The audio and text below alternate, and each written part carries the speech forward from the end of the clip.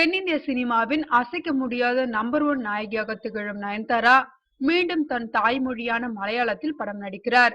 4 ஆண்டுகளுக்கு பிறகு அவர் நடிக்கும் இந்த மலையாள படத்தின் நாயகன் மம்முட்டி. பாஸ்கர் தி ராஸ்கல் என்று தலைப்பிட்டுள்ள இந்த படத்தை சித்திக் இயக்குகிறார். தெலுங்கு மற்றும் தமிழில் நயன்தாரா பிஸியாக இருந்தாலும் நல்ல வாய்ப்புகள் வரும்போது மலையாள படத்தில் நடிப்பதை வழக்கமாக வைத்துள்ளார். சொந்த தாய்மொழி படம் என்பதால் சம்பளம் பற்றி கவலைப்படுவதில்லை. 4 ஆண்டுகளுக்கு முன்பு நயன்தாரா மலையாளத்தில் நடித்த படம் பாடிகார்ட். சித்திக் தான் இயக்குனர். அந்த படம் தமிழில் காவலனாக வந்து தெலுங்கு மற்றும் இந்தியில் பாடிகார்ட் என்ற பெயரிலே வெளிவந்து வெற்றி பெற்றது. இந்த படத்திற்கு பிறகு இப்போதுதான் மலையாளத்தில் நயன்தாரா நடிக்கிறார். சித்திக் சொன்ன கதை ரொம்ப பிடித்து விட்டதால் உடனடியாக நடிக்க ஒப்புக்கொண்டாராம்.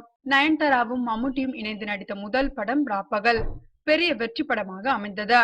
அதன் பிறகு 10 ஆண்டுகள் கழித்து இப்போதுதான் இணைகின்றனர்.